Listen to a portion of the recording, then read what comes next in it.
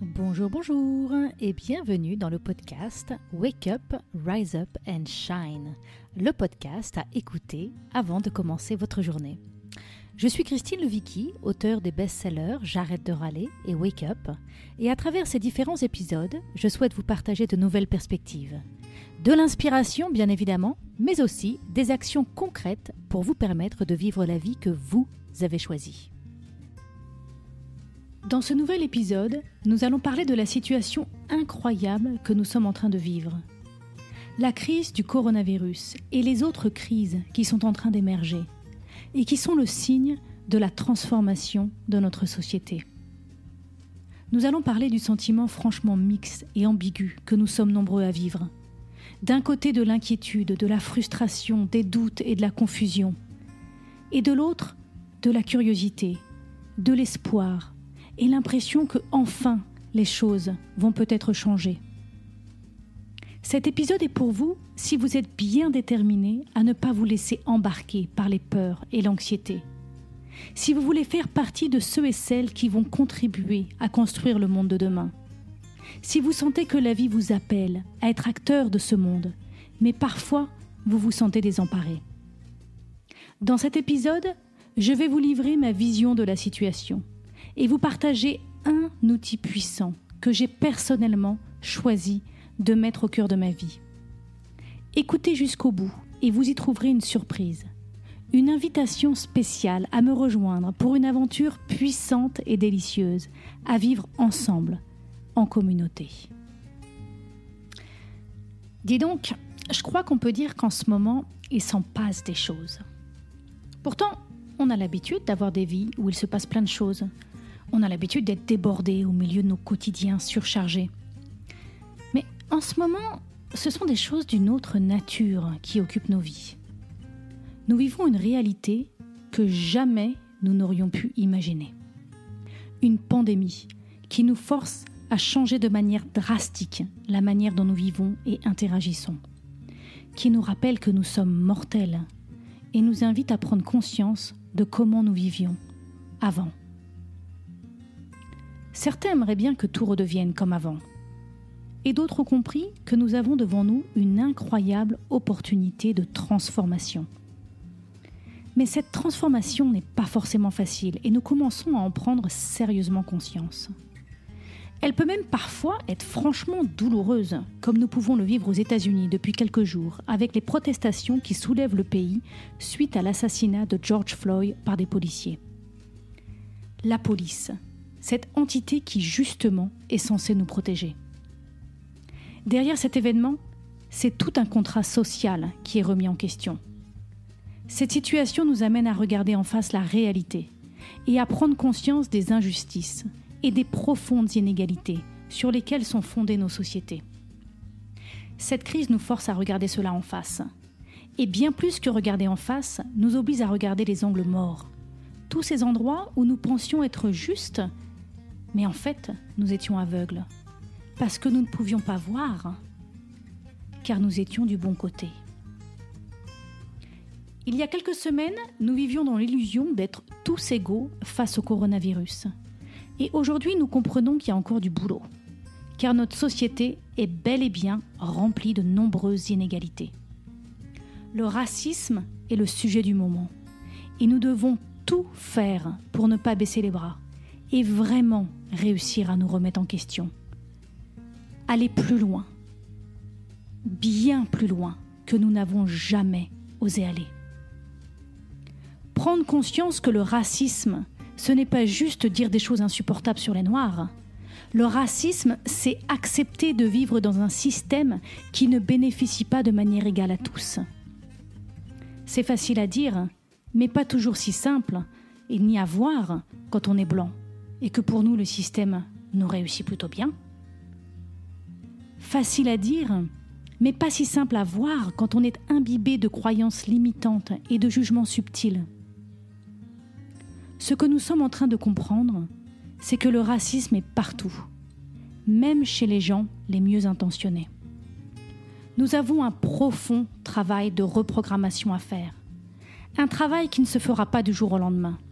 Il va nous falloir des jours, des semaines, des années d'efforts conscients pour ensemble faire les ajustements nécessaires pour ne plus tolérer de telles inégalités. Le racisme est le sujet du moment, mais les autres sujets attendent leur tour pour émerger. Il y a le sujet de l'environnement, bien évidemment. Nous avons tous pu voir à quel point la Terre avait besoin que nous ralentissions notre consommation effrénée. Nous avons surtout été très nombreux à prendre conscience que toute cette consommation était en fait une fuite, une illusion. Alors comment reprendre le cours de nos vies en honorant la vie, en s'inspirant de la nature et surtout, allons-nous réussir à vraiment changer nos manières de fonctionner ? Il est urgent que nous saisissions l'importance de cette remise en question.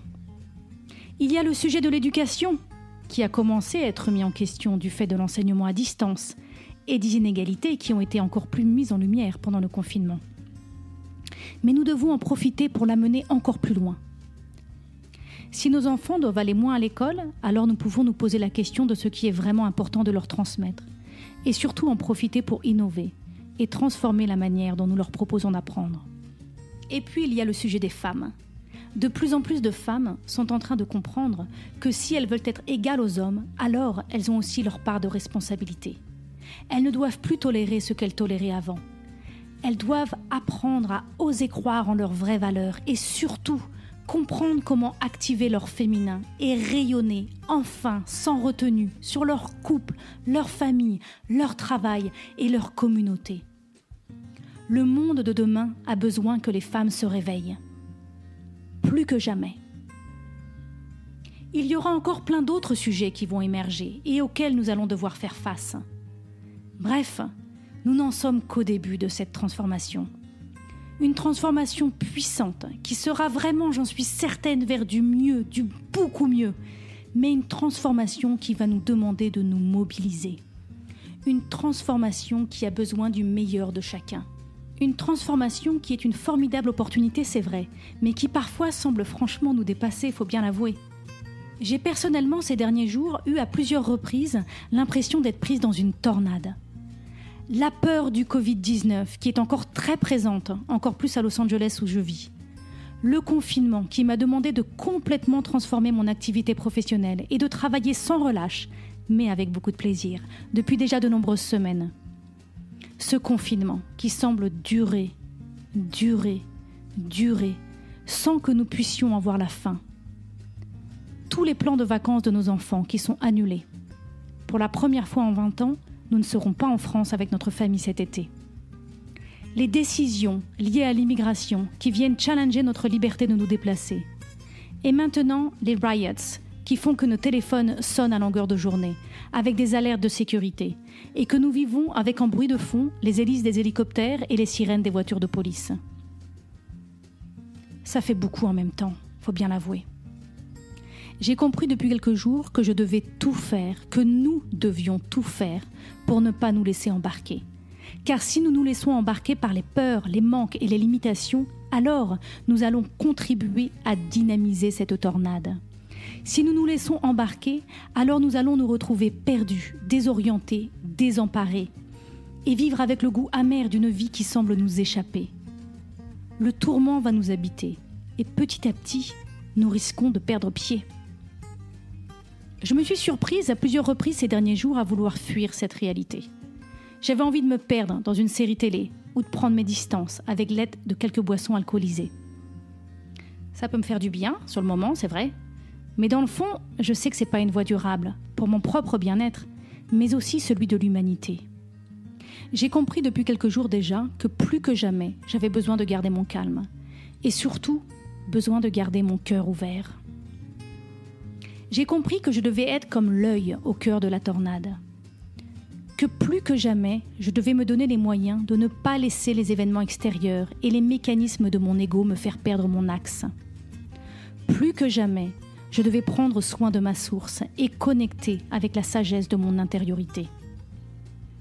Dans le tout premier épisode de ce podcast, je vous parle de l'importance de faire attention aux informations que nous absorbons. Si vous ne l'avez pas encore écouté, je vous invite vivement à le faire. Ce que je comprends une fois de plus, mais encore à un autre niveau, c'est que nous ne pouvons pas nous permettre de sombrer dans la peur. Nous ne pouvons pas laisser le stress et l'anxiété ambiante éteindre notre flamme intérieure. Nous devons absolument prendre soin de nous et renforcer nos connexions avec ce qui est vraiment important, l'amour. Si nous ne le faisons pas, alors nous allons perdre tous nos moyens.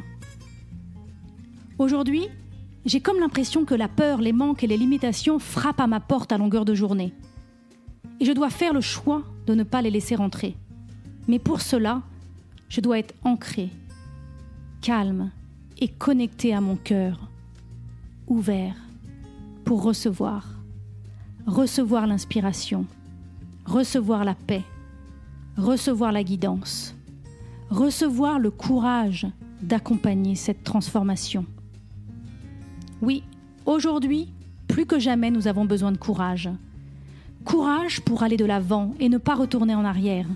Courage de saisir la merveilleuse opportunité que nous avons de transformer nos sociétés vers ce à quoi nous aspirons tous, un monde plus juste, un monde plus respectueux, un monde plus aimant, un monde plus humain, un monde où chacun peut se sentir aimé, accepté, respecté, accueilli, vu, entendu.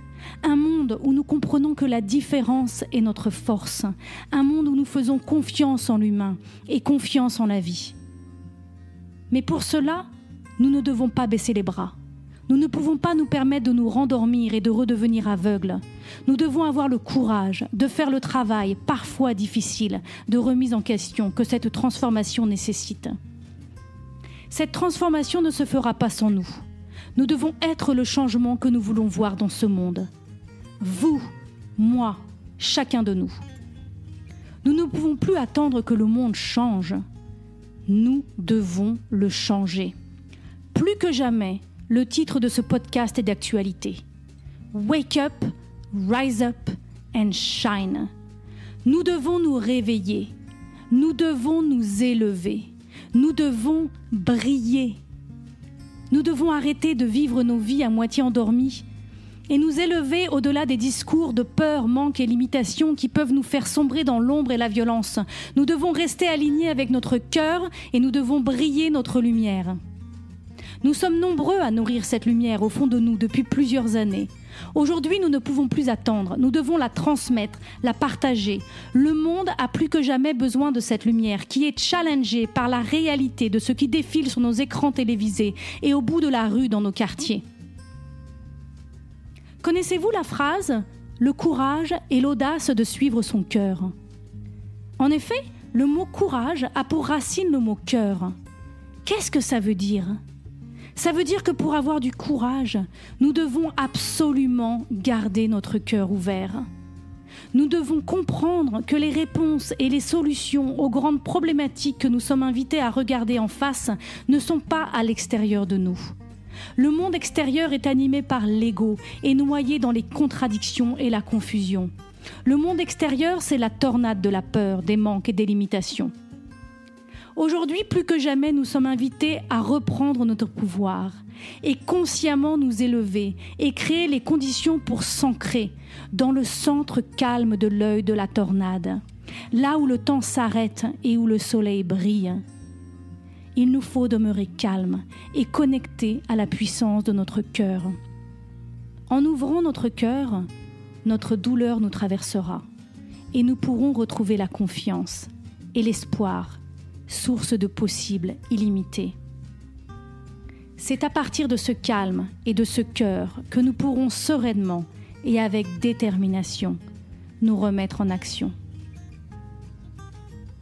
Vous qui écoutez ce podcast, je vous invite à vraiment vous sentir concerné et à vous poser ces questions. Qu'est-ce qui nourrit mes actions aujourd'hui ? Suis-je en train de vivre ma vie à moitié endormie ?